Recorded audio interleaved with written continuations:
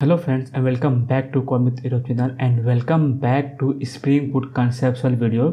आज की इस वीडियो में मैं आपको एक्सप्लेन करने वाला हूँ स्प्रिंग बैच के कंसेप्ट्स को और जो वर्जन यूज़ करने वाले हैं वो हमारा है 3.x। तो 3.x और 2.x में डिफरेंस कैसा है कि 2.x में जो है हम लोग काफ़ी ज़्यादा अलग अलग चीज़ों का यूज़ करते थे और 3.x में काफ़ी ज़्यादा मॉडिफिकेशन हो गया हमारे बैच जॉब को क्रिएट करने के लिए। सो स्प्रिंग बैच के इस कंसेप्चुअल वीडियो में मैं आपको बहुत ही अच्छे से और इन डिटेल्स में कंसेप्ट्स को एक्सप्लेन करने वाला हूँ। सो आप वीडियो को एंड तक ज़रूर देखिए, आप बहुत कुछ सीख के जाएंगे। That is my promise to all of you. मैं प्रॉपर वे में हर एक कंसेप्ट को आपको एक्सप्लेन करने वाला हूँ। सो पहला हम लोग देखते हैं इंट्रोडक्शन, स्प्रिंग बैच होता क्या है। So Spring Boot Batch is a part of the Spring ecosystem that simplify batch processing। Batch processing मतलब कि हम लोग मल्टीपल जॉब को एग्जीक्यूट कर सकते हैं, यानी कि मल्टीपल टास्क को एक बार में एग्जीक्यूट कर सकते हैं, उसको बोलते हैं बैच। एंड उसको हम लोग प्रोसेस करते हैं, उसको बोलते हैं फिर batch processing. Then next point है हमारा, it allows you to develop batch application quickly and efficiently.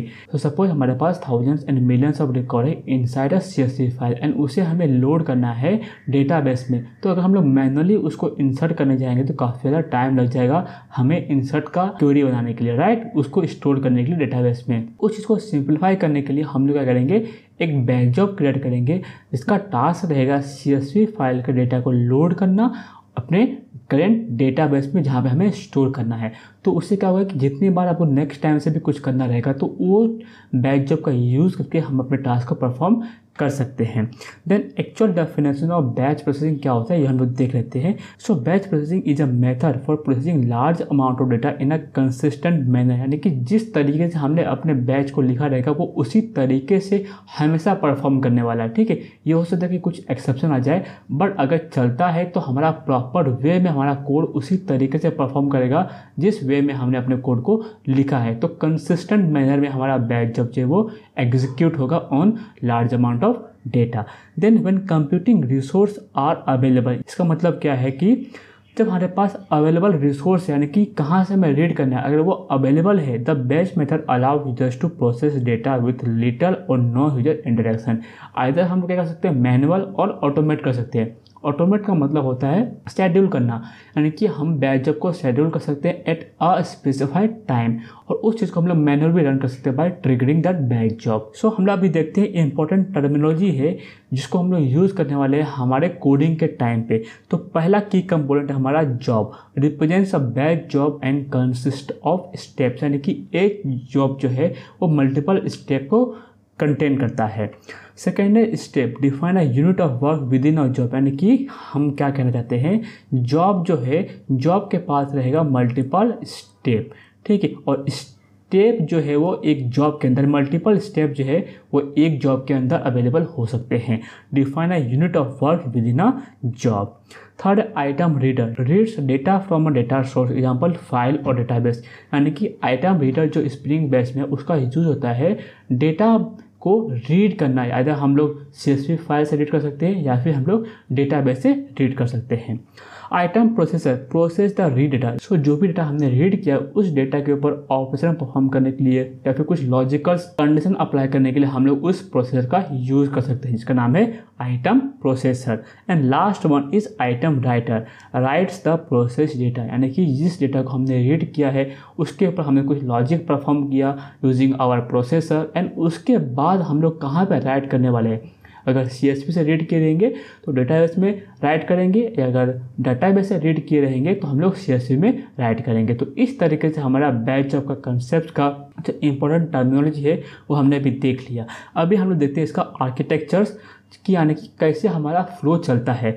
सो पहला है जॉब लॉन्चर। जॉब लॉन्चर का काम क्या होता है कि जॉब को लॉन्च करना है। जो भी हम लोग जॉब क्रिएट करेंगे उसको रन करने के लिए हम लोग जो क्लास फाइल यूज़ करते हैं वो है अपना job launcher. So job launcher consist of jobs and every job consist of steps, और जॉब और स्टेप्स के बीच में जो रिलेशन है वो 1 to n का है, यानी कि एक जॉब जो है वो मल्टीपल स्टेप को कंटेन कर सकता है। ठीक है, यहाँ पर मैंने एक स्टेप ऐड किया है, हो सकता है यहाँ पे एक और स्टेप में ऐड कर दूँ, उसमें कोई प्रॉब्लम नहीं होगा बिकॉज 1 to n रिलेशनशिप है। ठीक है, और हर एक स्टेप्स के पास कुछ 3 इम्पोर्टेंट चीज़ें होती है। पहला उसको बोलते हैं हम लोग आइटम रीडर, सेकेंड होता है आइटम प्रोसेसर एंड थर्ड होता है आइटम राइटर। इस कंसेप्ट को ऑलरेडी हमने देख लिया है प्रीवियस स्लाइड में। और यहाँ पर steps with item reader, step with item processor and step with item writer जो है वो 1 to 1 का रिलेशन होता है, ठीक है। उस चीज़ को आप ध्यान में रखिएगा। फिर जितने भी जॉब लॉन्चर है, जॉब है और स्टेप्स है, ये सारी चीज़ें यूज़ करता है जॉब रिपोजिटरी का। अब ये जॉब रिपोजिटरी क्या होता है, देखिए हम लोग जो बैच जॉब रन करते हैं उसके स्टेट को सेव करने के लिए, यानी कि हमारे पास एक इंटरनल डेटाबेस होता है जब हम लोग बैच जॉब को एग्जीक्यूट करते हैं, ठीक है।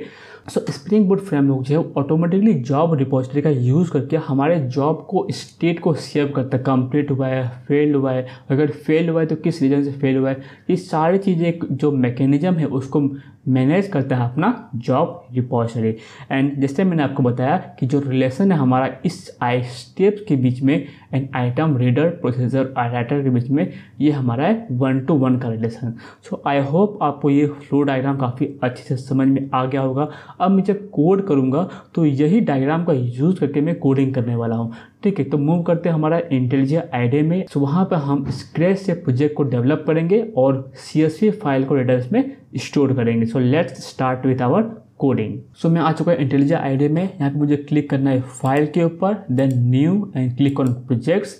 और यहाँ पर जो है मुझे प्रोजेक्ट का नाम देना है, जो नेम है। तो फटाफट डिटेल्स को फिलअप कर लेते हैं, स्प्रिंग बैच एग्जाम्पल।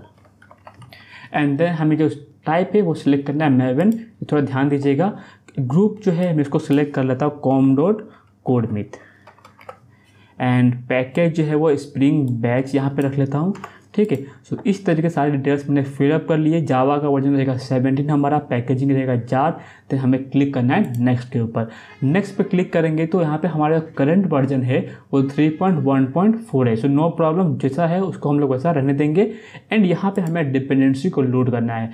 तो एक तो हम लोग वेब डिपेंडेंसी लोड करेंगे जहाँ से हम लोग पोस्टमैन से हम लोग उस कंट्रोलर को कॉल करने वाले हैं, ठीक है। तो यहाँ पर मैं करूँगा वेब को लोड। फिर मैं डेटाबेस यूज़ करने वाला हूँ, पोस्टग्रेस यूज़ करने वाला हूँ। अब अपना कोई भी डेटाबेस यूज़ कर सकते हैं, ठीक है, उससे हमें अफेक्ट नहीं पड़ेगा। तो यहाँ पे मैं करूँगा पोस्टग्रेस का SQL driver and JPA repository use करूँगा डेटाबेस के ट्रांसैक्शन को परफॉर्म करने के लिए। ये 3 चीज़ हो गया। देन मैं यूज़ करूँगा लॉम्बॉक। लॉम्बॉक जो है वो गेटर एंड सेटर के लिए यूज़ होता है। तो 4 चीज़ें हो गया, वेब हो गया, SQL ड्राइवर हो गया, डेटा JPA हो गया, लॉम्बॉक हो गया एंड वेब हो गया। इसके अलावा जो मोस्ट इंपॉर्टेंट है वो हमारा है बैच, ठीक है। स्प्रिंग बैच को हमें इंपोर्ट करना है। टोटल 5 डिपेंडेंसी हमारा होना चाहिए जब हम लोग प्रोजेक्ट को क्रिएट करेंगे। और ये सब चीज़ होने के बाद हमने जस्ट क्रिएट पे क्लिक करना है।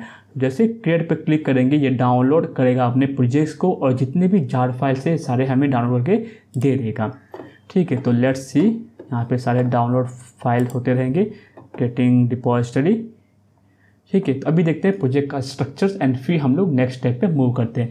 यहाँ पे देखेंगे pom.xml, जो भी चीज़ हमने स्पेसिफाई किया था, लाइक स्प्रिंग बूट का वर्जन क्या रहेगा 3.1.4, जावा वर्जन जो है 17 हमने सेलेक्ट किया था। एंड जो भी डिपेंडेंसी हमने सेलेक्ट किया था वो सारे डिपेंडेंसी हमें यहाँ पे मिल चुका है, ठीक है। तो ये सारी चीज़ें सब कुछ प्रॉपर है। अभी मैं दिखाता हूँ आपको application.properties फाइल, ठीक है। ये एप्लीकेशन प्रॉपर्टी, यहाँ पे हम लोग जो है वो डेटाबेस का कनेक्टिविटी का कॉन्फ़िगरेशन करने वाले हैं। सो मेरे पास ऑलरेडी क्रिएटेड है, उसको मैं पेस्ट करता हूँ और फिर मैं आपको समझाता हूँ। सो यहाँ पर मैंने कुछ चीज़ें पेस्ट किया हुआ है, मैं आपको 1 by 1 हर एक चीज़ों को समझाता हूँ। तो ये जितने भी चीज़ें हैं ये सब डेटाबेस के रिलेटेड है, ठीक है। तो हमारा डेटाबेस का जो सोर्स है वो पोस्टग्रेस SQL यूज़ करने वाले URL एंड डेटाबेस का नेम जो है वो EmployeeDB है। देन उसका यूज़र नेम पासवर्ड है, जो भी आपने अपने MySQL यूज़ करते रहेंगे तो MySQL का डाल दीजिए। अगर आप Mongo यूज़ करें तो Mongo को डाल दीजिए, कोई प्रॉब्लम नहीं है यहाँ पे। देन जो इम्पोर्टेंट कंसेप्ट है वो है हमारा ये spring batch job enable equal to false. इसका मतलब क्या होता है कि जब हम लोग एप्लीकेशन को स्टार्ट करेंगे तो उसी टाइम पे हमारा बैच जॉब स्टार्ट नहीं होगा, हमें मैनुअली उस चीज़ को स्टार्ट करना पड़ेगा या फिर उस URL को हिट करना पड़ेगा, तब जाके हमारा जो बैच है वो स्टार्ट होगा। तो उस केस में आप इसको फॉल्स कर सकते हैं। Then spring batch JDBC initialize schemas equal to always. इसका मतलब क्या होता है कि हमारे पास क्या है कि हम लोग बैच जॉब को एग्जीक्यूट कर रहे हैं। तो स्प्रिंग बोट में एक ऐसा कंसेप्ट होता है कि जब हम लोग बैच जॉब एग्जीक्यूट करते हैं तो स्प्रिंग बैच इंटरनली जो है वो 8 to 10 टेबल्स क्रिएट करता है हमारे स्टेट को सेव करने के लिए। ठीक है, हर एक स्टेट को सेव करने के लिए, हर एक टाइम को सेव करने के लिए मैं आपको दिखाऊंगा टेबल्स कैसे क्या होते हैं। सो ये हो गया। देन हमने server.port 8081 यूज़ किया हुआ। आप कोई भी यूज़ कर सकते हैं, 9091 9092 जो आपको मन करे वो आप यहाँ पे यूज़ कर सकते हैं। देन यहाँ पे कुछ लॉगिंग मैकेनिज्म है, इसका कुछ यूज़ तो नहीं है बट अभी हम लोग इसको रखते हैं यहाँ पे एज इट इज़। तो आई होप आपको ये कंसेप्ट काफ़ी अच्छे से समझ में आ गया होगा एप्लीकेशन और प्रॉपर्टीज़ का। सो इसको आप अपने हिसाब से चेंजेस कर लीजिएगा और कोई भी आपको डाउट होगा तो आप मुझे कमेंट में पूछ सकते हैं, मैं आपको उसका आंसर आपको कमेंट सेक्शन में दे दूँगा। ठीक है, एंड देन यहाँ पे रिसोर्सेज है। सो रिसोर्सेज में जो है मेरे पास ऑलरेडी एक CSV फाइल है जिसको मैं यहाँ पे पेस्ट करता हूँ, यानी कि स्टूडेंट का डिटेल्स है। So let's paste it and फिर मैं आपको कंटिन्यू करता हूँ। सो यहाँ पे आप देखेंगे मैं स्टूडेंट का CSV फाइल मैंने यहाँ पे पेस्ट कर दिया एंड यहाँ पे बहुत सारे रिकॉर्ड्स है। सो टोटल रिकॉर्ड्स जो है वो अराउंड थाउजेंड्स ऑफ रिकॉर्ड्स मैंने यहाँ पे स्टोर किए हुए हैं। ठीक है, देखिए थाउजेंड्स ऑफ रिकॉर्ड्स। तो इसी चीज़ को हम लोग डेटाबेस में स्टोर करने वाले हैं। सो अभी हम आते हैं पैकेज में SRC मेन जावा एंड यहाँ पे हम देखेंगे एक पैकेज हमारा com.codemyth.springbatch। तो फटाफट हम लोग 4 जो इम्पोर्टेंट पैकेज है वो क्रिएट कर लेते हैं। पहला हमारा रहेगा एंटिटी, यानी कि जो मॉडल है स्टूडेंट मॉडल कहाँ पे हम लोग क्रिएट करने वाले हैं उसका गेटर सेटर हमें क्रिएट करना पड़ेगा, राइट। तो उसके लिए हम लोग क्या करेंगे, यहाँ पे एक मॉडल बोल सकते हैं या फिर एंटिटी बोल सकते हैं एंड इस क्लास के ऊपर क्लिक कर देंगे। ठीक है, सॉरी इसका नाम जो है वो पैकेज का नाम यह रहेगा। Let me delete this one, इसको डिलीट करता हूँ और यहाँ पे मैं करूँगा न्यू एंड पैकेज और यहाँ पर डाल दूँगा मैं मॉडल। सो इसके बाद मैं क्रिएट करूँगा repository new package repository and एक रहेगा मेरा कंट्रोलर,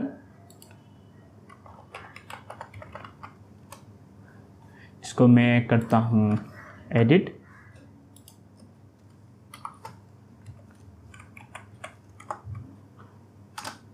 एंड देन एक मैं करता हूँ अपना कॉन्फ़िग का। मैं आपको सबका यूज़ जो है वो अच्छे से बताऊँगा, डोंट वरी।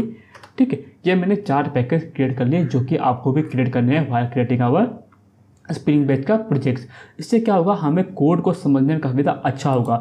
हम लोग हर एक चीज़ को सेपरेट कर रहे हैं। ठीक है, तो यहाँ पे मॉडल में मैं एक स्टूडेंट का मॉडल क्रिएट करता हूँ, स्टूडेंट। ठीक है, अब ये स्टूडेंट मॉडल में हम लोग कौन कौन से प्रॉपर्टी क्रिएट करने वाले हैं, तो हम लोग CSV फाइल में जाते हैं यहाँ पे एंड यहाँ पे देखेंगे हम लोग ये सारे प्रॉपर्टीज हमें क्रिएट करना है। तो हम लोग कॉपी करते हैं, यहाँ पर हम लोग इसको पेस्ट करते हैं, इसको कमेंट करते हैं अभी के लिए। अभी ये जो स्टूडेंट है ये हमारा क्या है, एक टेबल भी है। तो यहाँ पे मैं एक करता हूँ @टेबल, देन @एंटिटी, ये हमारा क्या है, एंटिटी है and then @getter, @setter, all argument constructor and @no argument constructor। So ये सारे जो इंपॉर्टेंट पैकेजेस है वो हमें इंपोर्ट करना पड़ेगा। अभी ये एरर क्यों दे रहा है, ये एरर देता रहेगा हमें प्राइमरी की के लिए। देखिए ऐड ID एट्रीब्यूट्स। तो यहाँ पे हम लोग 1 by 1 सारे प्रॉपर्टीज को क्रिएट करेंगे। प्राइवेट इंटीजर ID एंड इस ID को प्राइमरी की बनाने के लिए अभी जो है हमें यहाँ पे यूज़ करना पड़ेगा @ID और जैसे ये यूज़ करेंगे हमारा एरर जो है वो देखिए चले गया। ठीक है, तो ये प्राइमरी की का एरर जो है वो सॉल्व हो गया। अभी हम लोग 1 by 1 सारे एट्रीब्यूट जो थे यहाँ से फर्स्ट नेम, लास्ट नेम हो गया, ईमेल हो गया, जेंडर हो गया, कॉन्टैक्ट नंबर हो गया, कंट्री हो गया, NDOB, इसको हम लोग यहाँ पे क्रिएट करेंगे। So private string first name, private string last name, private string email, private string gender, private string contact number हो गया, प्राइवेट स्ट्रिंग कंट्री हो गया एंड प्राइवेट स्ट्रिंग DOP। अभी आप सोचते रहेंगे कि ये फटाफट कोड कैसे कंप्लीट हो रहा है, तो एक्चुअली मैंने Tabnine का जो AI इंटेलिजेंस टूल होता है उसको प्लगइन को मैंने इंस्टॉल किया है। तो वो हमारा कोड का सजेशन देता है जब हम लोग कोड को लिखते हैं। तो ये हमारा हो गया सब कुछ क्रिएट। हमने गेटर सेटर ऑलरेडी क्रिएट कर दिया है। तो यह तो हमारा काम यहाँ पे हो चुका है। एक चीज़ कर सकते हैं, यहाँ पे हम लोग जो टेबल का नेम है वो हम लोग स्पेसिफाई कर सकते हैं। अगर नहीं स्पेसिफाई करेंगे तो बाय डिफ़ॉल्ट हमारा ये नेम से क्रिएट हो जाएगा, ठीक है। तो यहाँ पे मैं टेबल का नेम स्पेसिफाई करता हूँ, स्टूडेंट्स डेटा, ठीक है। ये हमारा हो गया क्रिएट। अभी इसके बाद जो है हमें एक रिपोजिटरी क्रिएट करता हूँ, जावा क्लास, और ये रहेगा मेरा स्टूडेंट रिपोजिटरी, एंड ये हमारा होने वाला है इंटरफेस। और ये इंटरफेस जो है वो एक्सटेंड करने वाला है हमारे JPA रिपोजिटरी को। सो JPA repository, and JPA repository में देखेंगे 2 आर्गूमेंट हमें पास करना पड़ता है। पहला आर्गूमेंट जो रहेगा वो हमारा रहेगा स्टूडेंट्स, सो इसको थोड़ा करेक्ट कर लेते हैं, ये रहेगा स्टूडेंट। एंड सेकेंड रहेगा प्राइमरी, जो प्राइमरी की क्या है हमारा ID है, एंड उसका टाइप क्या है हमारा यहाँ पे इंटीजर। सो सेम चीज़ हमें यहाँ पे यूज़ करना है, और इसको हमें इंपोर्ट कर लेते हैं तो ये भी एरर चले जाएगा।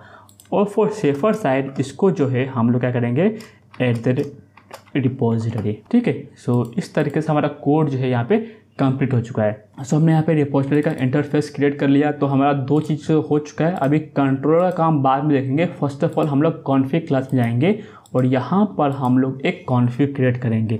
सो स्प्रिंग बैच कॉन्फ़िग, ठीक है, स्प्रिंग बैच कॉन्फ़िग। सो स्प्रिंग बैच कॉन्फ़िग ये क्या अपना कॉन्फ़िगरेशन क्लास है। तो फर्स्ट ऑफ ऑल मैं यहाँ पे इंडिकेट करूँगा @configuration, इससे हमारे स्प्रिंग बूट को मालूम पड़े कि हाँ जब हम लोग एप्लीकेशन को रन करेंगे तो ये हमारा कॉन्फ़िगरेशन क्लास है। तो इस क्लास में जो भी एट्रीब्यूट्स है उसको हमें लोड करें व्हाइल रनिंग आवर एप्लीकेशन और व्हाइल स्टार्टिंग आवर एप्लीकेशन। तो अभी देखिए यहाँ पे डायग्राम में मैंने आपको बताया था, यहाँ पे क्या रहेगा, जॉब लॉन्चर रहेगा, जॉब रहेगा, स्टेप्स रहेगा, and then item reader, item processor और आइटम राइटर। सो पहले हम लोग आइटम रीडर क्रिएट करेंगे, फिर आइटम प्रोसेसर और फिर आइटम राइटर। सो यहाँ पे मैं क्रिएट करूँगा रीडर, फिर क्रिएट करूँगा मैं प्रोसेसर और फिर क्रिएट करूँगा मैं राइटर।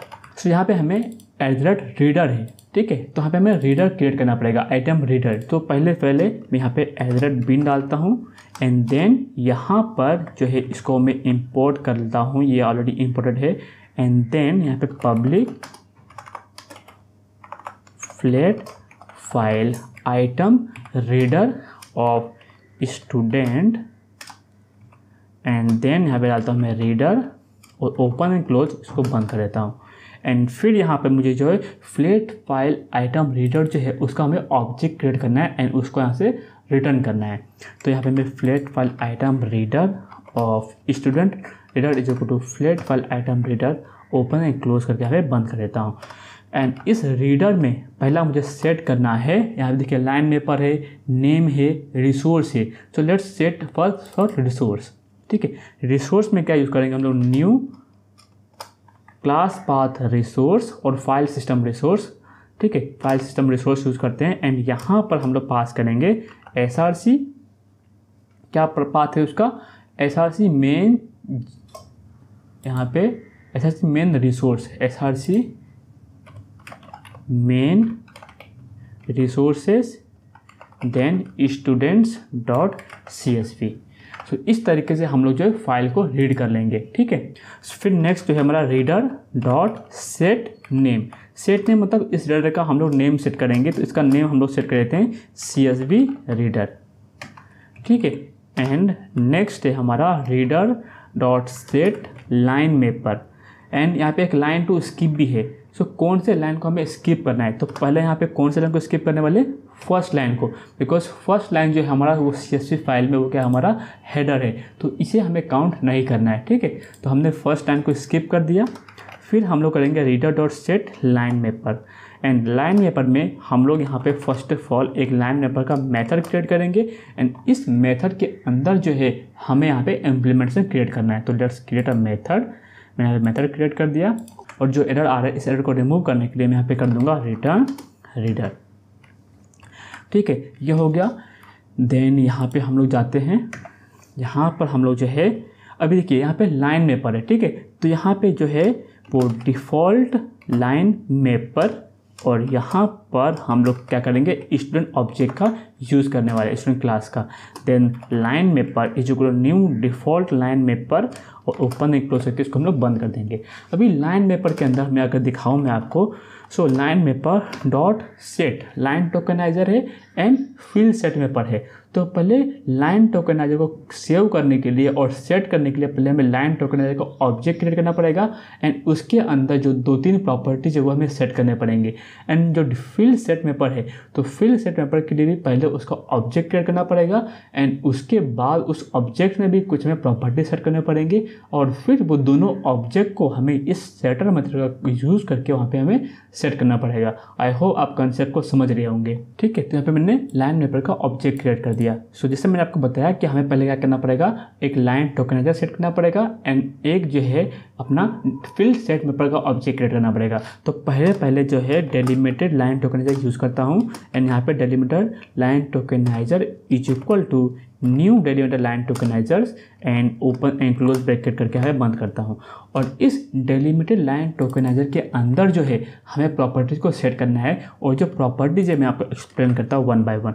सो delimited line tokenizer dot set names, set delimiter, strict हो गया, और एक और प्रॉपर्टीज रहेगा हमारा यहाँ पे।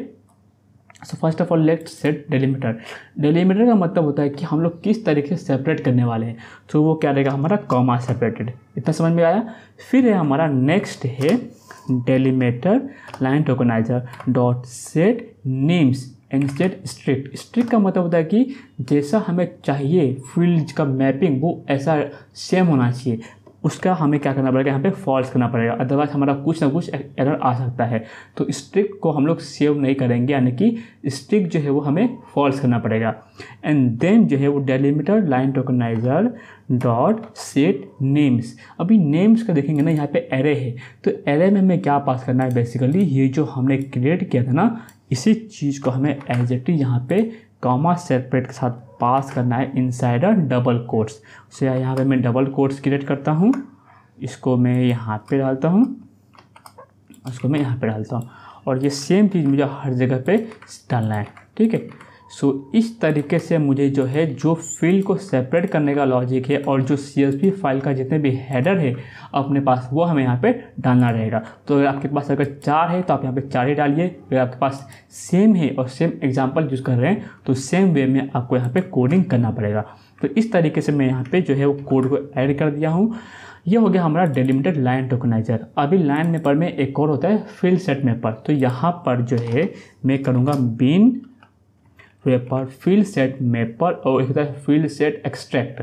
तो हमें यूज़ करना है फील्ड सेट मैपर, एंड यहाँ पर हमें पास करना है स्टूडेंट। ठीक है, फिर इसको हम बंद करते हैं, और student field set mapper is equal to this one. ठीक है, ये हमारा कोड हो गया कंप्लीट। अभी यहाँ पे स्टूडेंट फील्ड सेट मैपर ये क्या इंडिकेट करता है, यहाँ पे एक मेथड होगा, मैं आपको दिखाता हूँ पहले। सेट टारगेट टाइप्स, यानी कि जो भी हम लोग मैपिंग करने वाले फील्ड का वो हमारा टारगेट टाइप क्या होने वाला है, यानी कि टारगेट क्लास क्या क्या होने वाला है। सो यहाँ पे मैं डालूंगा स्टूडेंट डॉट क्लास, और ये होने के बाद ये दोनों ऑब्जेक्ट को मैं जो है यहाँ पे सेव करूँगा और इसको रिटर्न कर दूँगा। So dot set line tokeniser में ये सेव कर दूंगा, और line mapper dot set field set mapper, और फील्ड सेट मैपर में स्टूडेंट फील्ड सेट मैपर को मैं सेव कर दूंगा, और इसी चीज़ को मैं यहाँ पे कर दूंगा रिटर्न। बस इतना ही करना है। तो ये हो गया हमारा रीडर का कंसेप्ट, और आइटम रीडर हमने क्रिएट कर दिया। तो फाइल को रीड कर लेंगे, एंड उसके बाद जो भी हमें सेपरेट करना है वो हमें सेपरेट कर लेंगे। अभी आता है हमारा प्रोसेसर का। तो प्रोसेसर के लिए हमें फर्स्ट ऑफ ऑल जाना है कॉन्फ़िग में, एंड यहाँ पर एक हमें क्लास फाइल क्रिएट करना है जिसका नाम रहेगा हमारा स्टूडेंट प्रोसेसर। ये स्टूडेंट प्रोसेसर क्लास जो है वो इम्प्लीमेंट करेगा हमारे आइटम प्रोसेसर। और यहाँ पर आइटम प्रोसेसर आप देखेंगे ना INO है, माने कि इनपुट हम लोग कैसे एक्सेप्ट करने वाले हैं और आउटपुट हम लोग कैसे देने वाले हैं। ठीक है, सो इनपुट आउटपुट जो हमारा दोनों जो है इस केस में हमारा स्टूडेंट के ऊपर ही काम करने वाले हैं। ठीक है, तो यहाँ पे हम लोग क्या करते हैं, इनपुट भी रहेगा हमारा स्टूडेंट एंड आउटपुट भी रहेगा हमारा स्टूडेंट।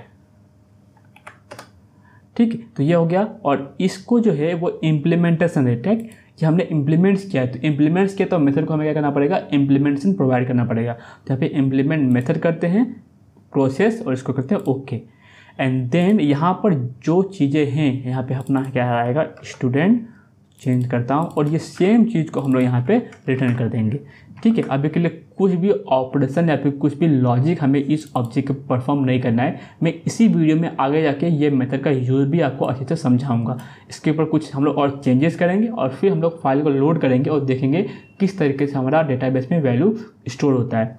तो ये हो गया हमारा प्रोसेसर, और सेम चीज़ को यहाँ पर हमें बीन के वे में यूज़ करना है। @bin और public student processor open and close, and यहाँ पे हम लोग रिटर्न करेंगे return new student processor. That's it, इतना ही हमें करना है। ठीक है, ये हो गया हमारा प्रोसेसर। सो यहाँ पे हम लोग जो है अभी क्रिएट करने वाले राइटर। सो राइटर में अभी देखिए हमने CSV फाइल को रीड करना है और डेटाबेस में सेव करना है। तो हम लोग जो यूज़ करने वाले वो क्या यूज़ करने वाले, रिपोजिटरी का, राइट। तो रिपोजिटरी के लिए हमारे पास जो राइटर होता है वो होता है रिपोजिटरी राइटर करके। ठीक है, तो यहाँ पे मैं लिखूँगा रिपब्लिक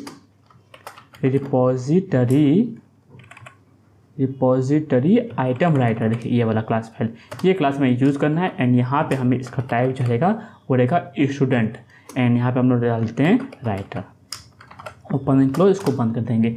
अभी इसी का हमें ऑब्जेक्ट क्रिएट करना है। सो यहाँ पे हम डालते हैं स्टूडेंट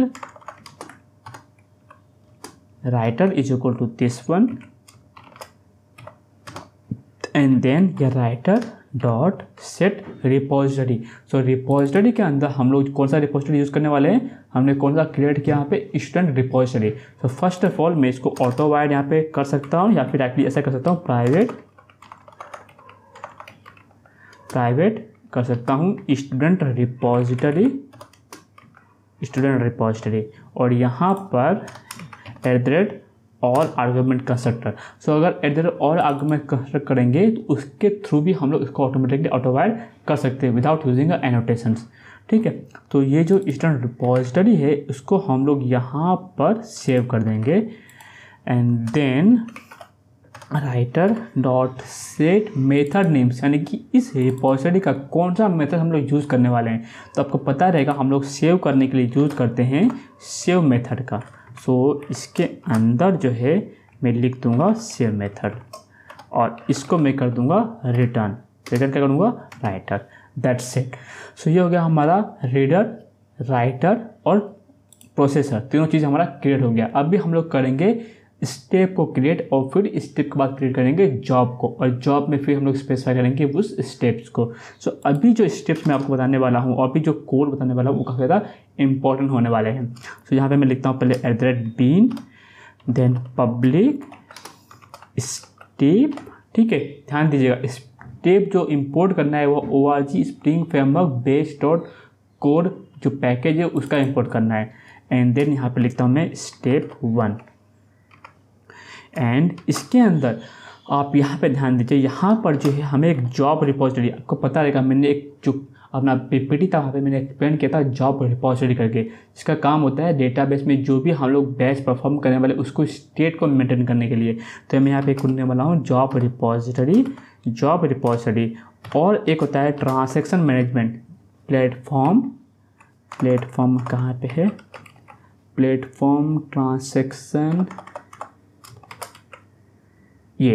ट्रांसैक्शन मैनेजर। ठीक है, मैनेजर, एंड इसका हम लोग क्या करते हैं, ऑब्जेक्ट क्रिएट कर लेते हैं।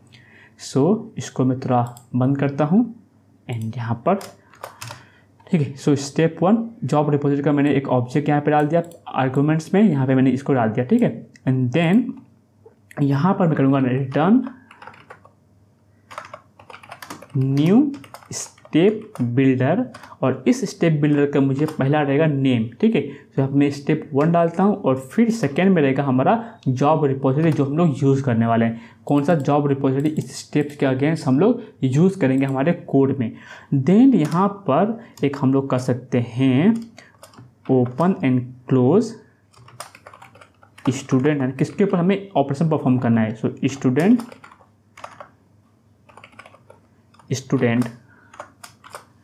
डॉट चंक्स, यहाँ पे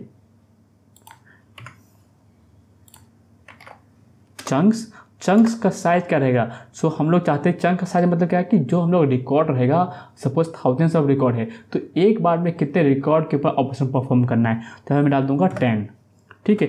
एंड देन हमें उसके अगेंस्ट जो है प्लेटफॉर्म ट्रांसलेशन मैनेजर जो है ये हमें यहाँ पे ऑब्जेक्ट पास करना पड़ेगा। आप देखेंगे सो यहाँ पर चंक्स के अंदर देखिए जो प्लेटफॉर्म ट्रांसलेशन मैनेजर है वो सेकेंड आर्गूमेंट एक्सेप्ट करता है, तो जो हमने यहाँ पे क्रिएट किया उसको हम यहाँ पे पास कर देंगे। फिर मैंने आपको क्या बताया था, हर एक स्टेप्स के अंदर क्या होता है, एक होता है रीडर, सो यहाँ पे डॉट रीडर में हम लोग रीडर पास कर देंगे। यहाँ पे रीडर का मेथड क्या है, यहाँ पे रीडर, तो एज इट इज़ यहाँ पे पास करना पड़ेगा हमें, ओपन एंड क्लोज। फिर होता है एक होता है प्रोसेसर, रीड करने वाला करेंगे प्रोसेसर, देन प्रोसेसर मेथड, और फिर होता है एक लास्ट मेथड राइटर। तो राइटर मेथड का यूज़ करेंगे एंड यहाँ पे हम लोग कर देंगे राइटर, एंड ये सिर्फ चीज़ होने के बाद हम लोग कर देंगे बिल्ड। दैट्स इट, इतना ही करना है। तो ये हो गया हमारा स्टेप क्रिएट, और हर एक स्टेप किसके साथ लिंक होता है, जॉब के साथ। तो मैं यहाँ पे क्या करता हूँ, @bin करूँगा and public job open and close, इसको मैं इंपोर्ट करता हूँ, और जो इंपोर्ट करूँगा वो batch.core पैकेज से हमें इंपोर्ट करना है, ध्यान रखिएगा, ठीक है। एंड यहाँ पर भी हमें सेम चीज़ यूज़ करना है।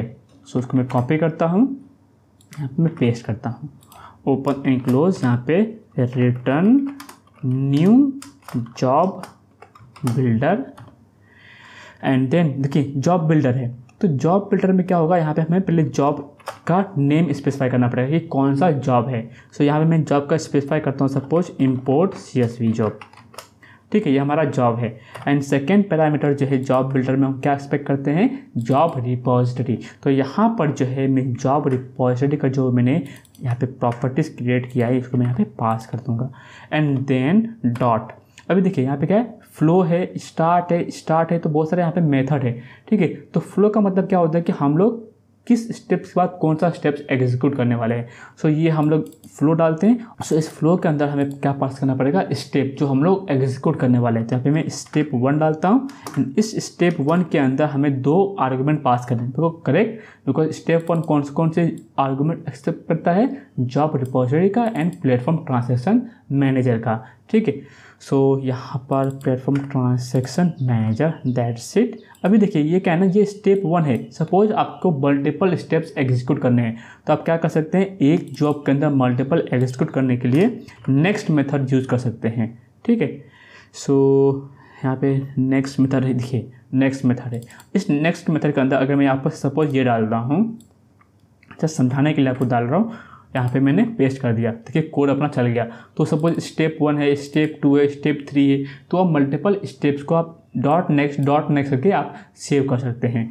फिर मैं इसको यहाँ पे बंद करता हूँ। सो यहाँ पे डॉट एंड डॉट बिल्ड, ठीक है। तो ये स्टेप्स मैंने क्रिएट कर लिया, फ्लो क्रिएट कर लिया, एंड उसको एंड करना है, उसको बिल्ड करना है, ठीक है। तो इस तरीके से हमारा जो है ये प्रॉपर कोड हमारा क्रिएट हो चुका है।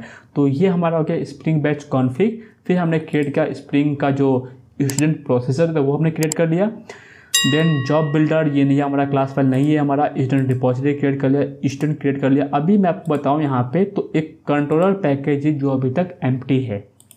तो इस कंट्रोलर पैकेज में एक क्लास फाइल क्रिएट करेंगे जिसका नाम रहेगा स्टूडेंट कंट्रोलर, ठीक है।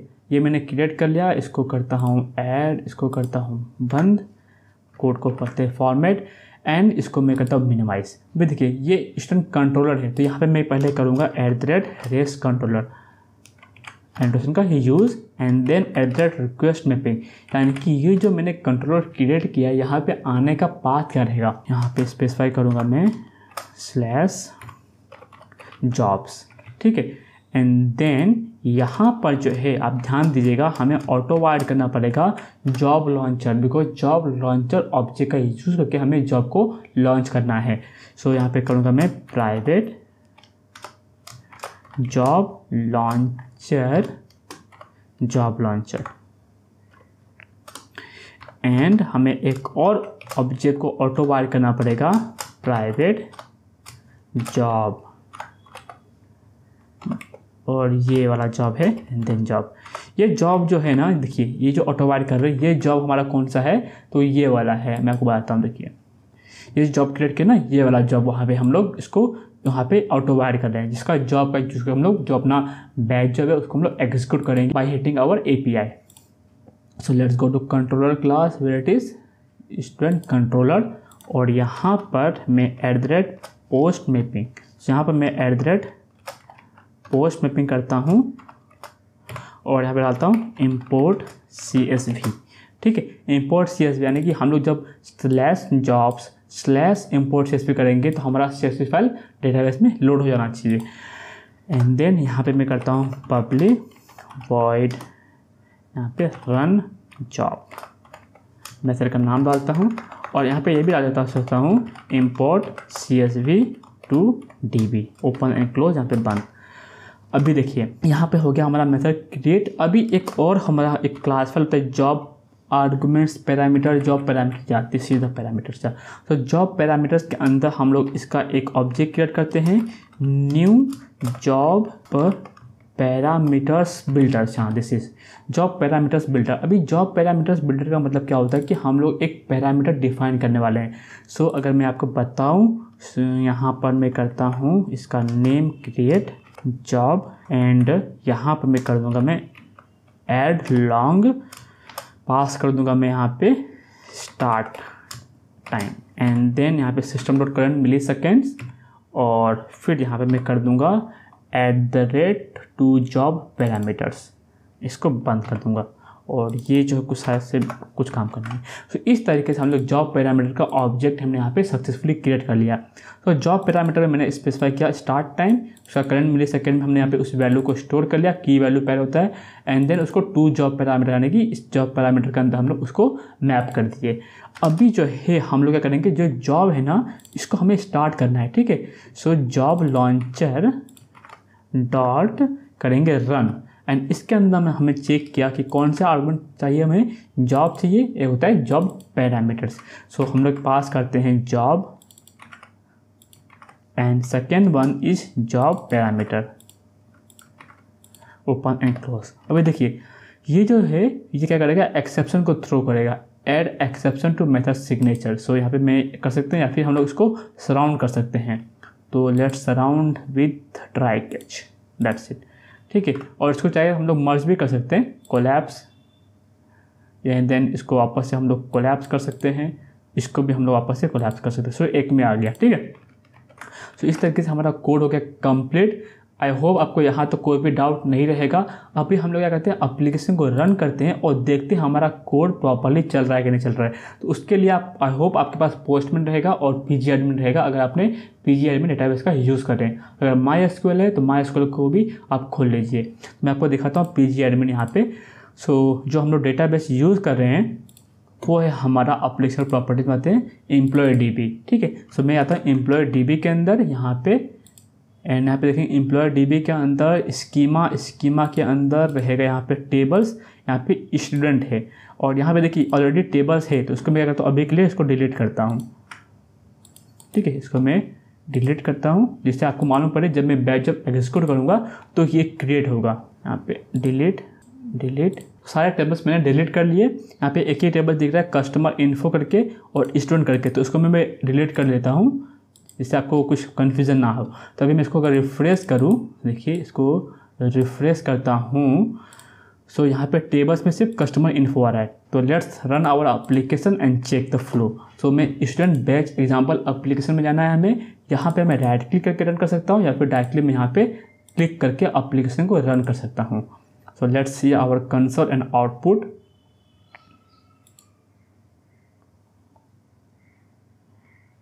यहाँ पे हमारा एप्लीकेशन स्टार्टेड ऑन पोर्ट 08081। अभी जाते हैं हम लोग स्टूडेंट कंट्रोलर में, और यहाँ पर जो है /job/import CSV।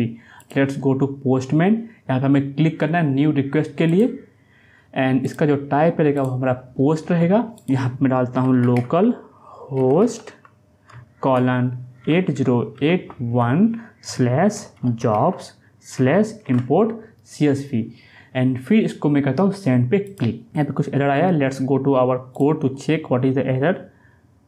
ट्रांजैक्शन JPA 8081 आएगा, sorry my mistake. Then send पे क्लिक करते हैं एंड देखते हैं 1368 मिली सेकेंड्स में जो है हमारा डेटाबेस में जो वैल्यू है वो स्टोर हो गया रहेगा। अब यहाँ पे देखेंगे ना, इंसर्ट स्टेटमेंट चला है। फिर हम लोग जाते हैं अपने PGAdmin में और यहाँ पे एक ही टेबल है, इसको हम लोग करते हैं रिफ्रेश और देखिए बहुत सारे टेबल्स जो है वो क्रिएट हो चुके हैं। तो ये जितने भी टेबल्स क्रिएट हुए ना, ये सारे टेबल जो है वो हमारे स्प्रिंग बैच के थ्रू क्रिएट होते हैं और स्प्रिंग बूट फ्रेमवर्क जो वो इसको ऑटोमेटिकली क्रिएट करता है स्टेट को सेव करने के लिए।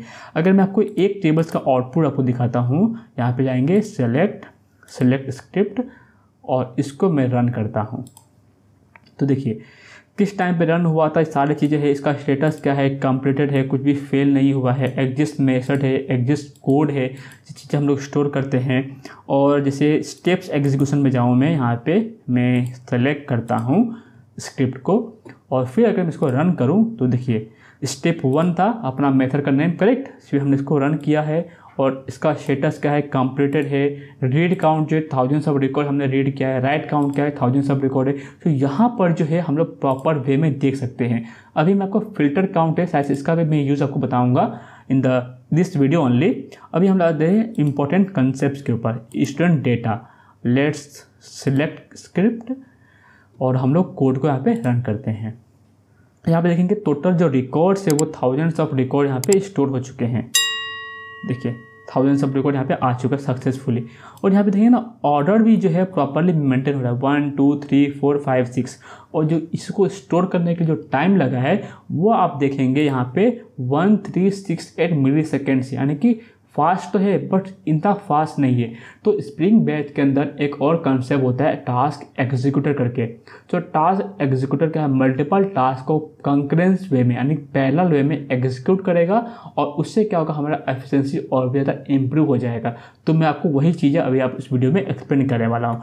सो हम लोग जाते हैं कोड में एंड यहाँ पर इसको बंद करते हैं एंड यहाँ पे जाएंगे स्टूडेंट बैच कॉन्फ़िग, यहाँ पे बैच कॉन्फ़िग में एंड यहाँ पे देखेंगे ना रीडर है, प्रोसेसर है, राइटर है एंड एक और होता है हमारा executor, exception task executor, this one.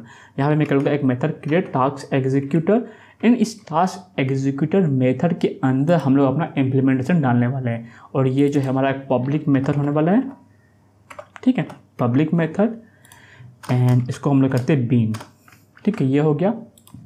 And task executor के लिए हमारे पास एक क्लास फाइल है सिंपल असिंक टास्क एग्जीक्यूटर, या दिस वन।